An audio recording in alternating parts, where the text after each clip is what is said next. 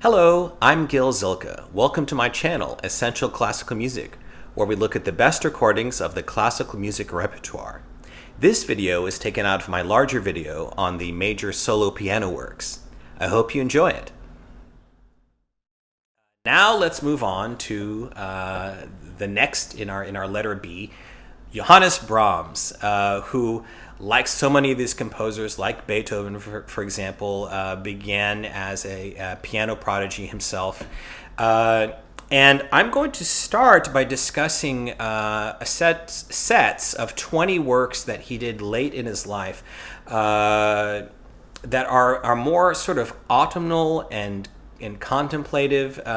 It really was the culmination of Brahms's piano writing in his last decade of life, around the same time that he was writing those sublime pieces for clarinet.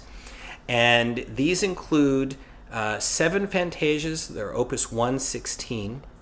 My favorite, the 3 Intermezzi, opus 117, gorgeous works.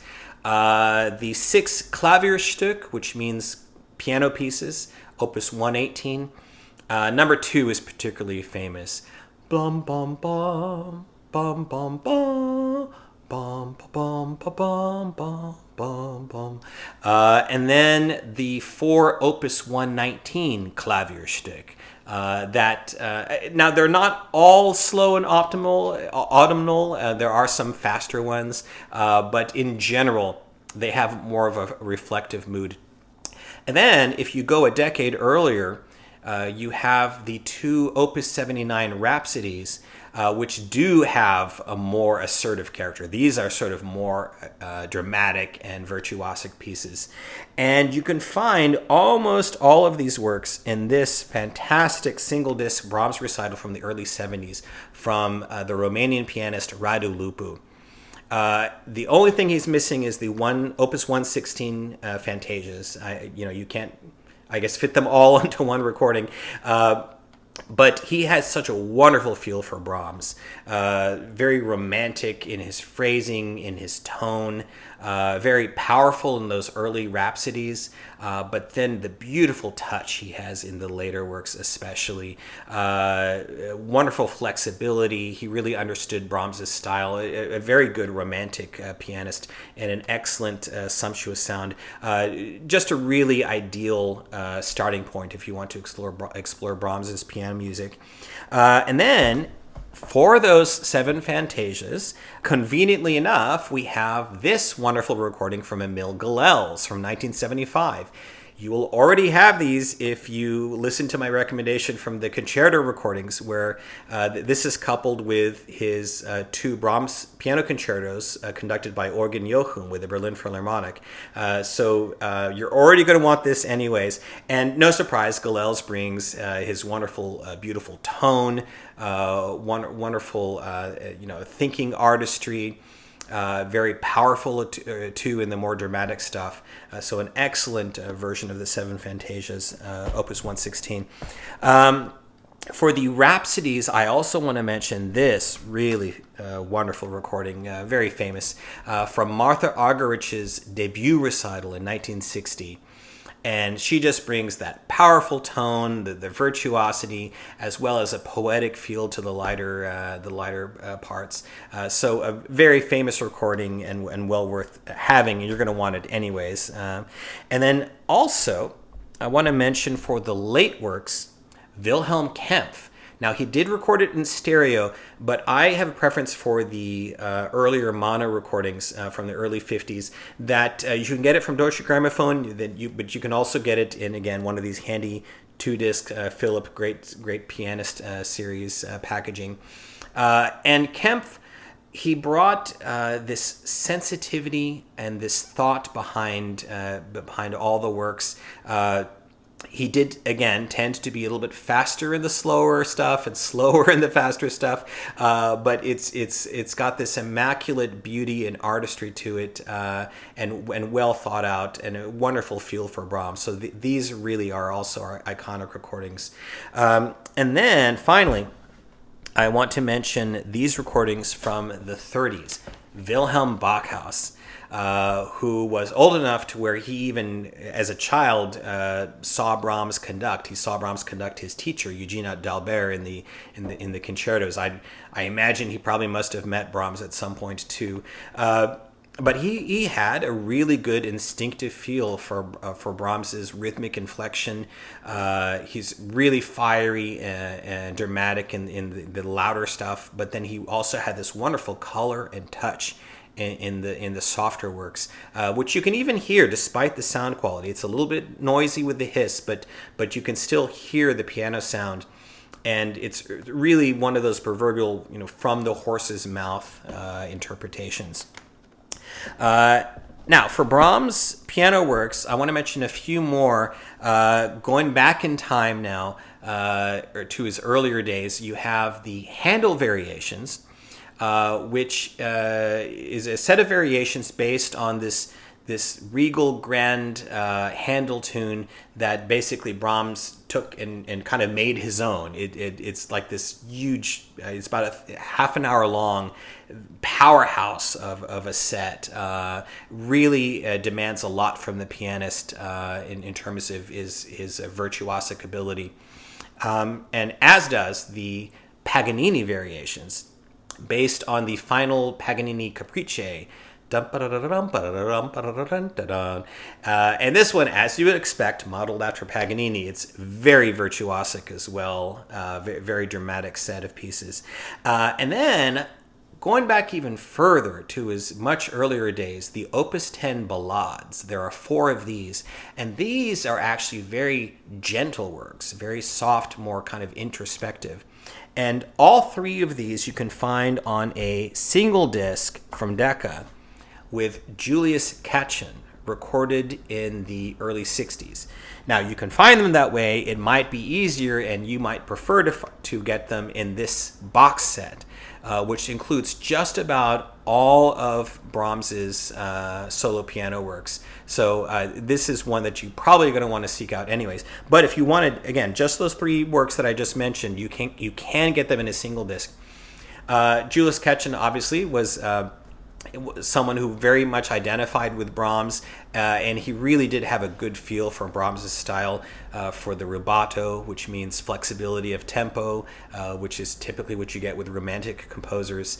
The Handel Variations, he has wonderful finesse towards the beginning, and then as the variations continue, gets more and more powerful. The Paganini Variations are done with wonderful virtuosity, but also wonderful color in the piano tone, which is really important in Brahms.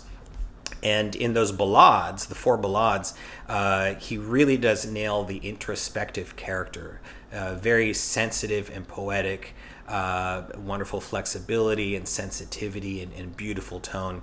So you can't go wrong with Katchen for these works. And as well, if you want to sample or to get his box set, you can't go wrong there either. He really had a wonderful feel for Brahms. Also, I want to mention, actually, real quick, he did also include in this set a work I haven't mentioned, the Opus 76 Klavierstücke. There are 8 of those. They're not quite as popular as Brahms's other piano works. They're a little bit more mercurial, but definitely worth seeking out, and he definitely does a wonderful job with them. As does, by the way, Wilhelm Kempf in this set that I mentioned earlier. He also includes those Opus 76 Klavierstücke.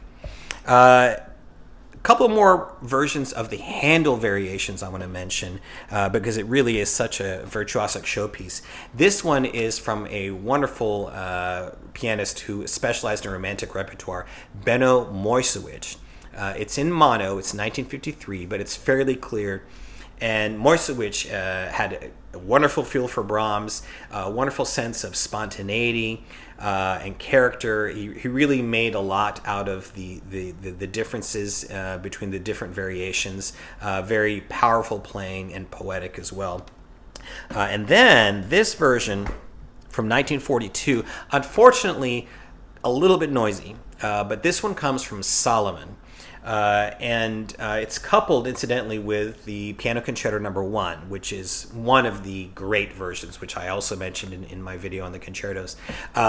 So it's a little bit noisy, but the piano sound is strong and clear, and Solomon's playing is just wonderfully captivating, very powerful and strong, wonderful imagination and creativity with the different variations. It's really also one of the iconic versions.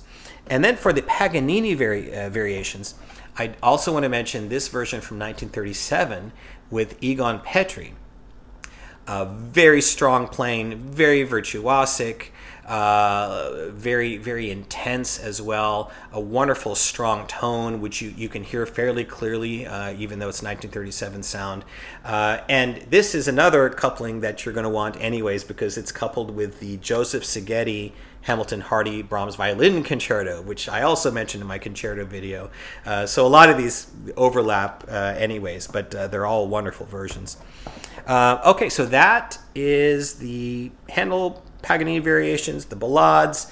Also want to mention the Opus 39 Waltzes, really elegant, kind of nostalgic works, the most famous of which is number 15. Blum ba ba ba bum ba ba ba bum ba dum bum bum ba ba bum ba ba ba bum ba ba ba ba ba bum bum. Really elegant, as you can see, and it has that kind of nostalgic feel. And for this set, I recommend a recording from 1992 that couples the waltzes ideally with the Hungarian dances. So kind of a similar, dance-like feel to both sets of works. And this one comes from Idel Barret, a Turkish pianist. It's issued on Naxos. Very good, clear sound. And Barret has a wonderful feel for the Brahms's rhythmic inflection, a wonderful flexibility to the way she plays them. It's recorded very well. And again, the waltzes are an ideal coupling. For example, number 4, the nostalgia of that opening, Barret does it just beautifully. So this is an excellent disc of Brahms piano works. For the waltzes, I do want to mention this older version. Again, Wilhelm Backhaus. This is from 1936. And again, Backhaus just had that innate understanding of Brahms and the rhythmic inflection. He really does a great job with the elegance of the works. It's a little bit more on the assertive side, his interpretation. Fairly clear sound. And in this set, you also get Liebeslieder waltzes, which we'll talk about later, but wonderful versions of those. But you also get not the full waltzes, but selections recorded in 1937 with a young Dino Lipati when he was 20 years old, with his teacher Nadia Boulanger. And that is also an iconic recording. They have an obvious rapport together. It's very virtuosic, but also they really have that elegance down. So that's the four-hand piano version. So that's also one that I wouldn't want to be without either. Okay, before we leave Brahms, we have to get to the earliest work of all of the ones we'll discuss, his wonderful Piano Sonata No. 3, Opus 5. This is one of the great piano sonatas, and a real testament to his abilities at such a young age to write a piece this mature. It lasts between like 35 and 40 minutes. It's got 5 movements. The outer movements are very dramatic, and then you have a middle movement, which is a shorter scherzo. But especially the second movement, the slow movement, is just really wonderful. It's fairly long, very introspective, and just absolutely gorgeous. For this work, we have 2 recordings I'm going to mention that are both, to me, 2 of the greatest piano recordings ever made, with 2 just wonderful artists. The first one is Clifford Curzon, This was recorded in 1962. Fairly good, full, vintage Decca sound. And Curzon had that mix of intelligence and nice, delicate touch and poetry, beautiful in that second movement, for example. But then he also had that powerful tone, and so he really was strong in the dramatic sections as well. Just a wonderful way to get to know the work. And then we also have, from a decade earlier, in 1952, this version from Solomon, who shared a lot of virtues with Curzon. They were both very intelligent musically. They were both very sensitive, and yet they also both had the power, the powerful tone in the more dramatic sections. Solomon is very impassioned in, for example, that opening dramatic movement, but then just really poetically sublime in that gorgeous second movement. An excellent interpretation, and like I said, for my money, one of the great piano recordings around. Fairly clear sound for 1952. It's mono, but it's got fairly good presence and clarity. Thanks for watching. I wish you all a great day and happy listening.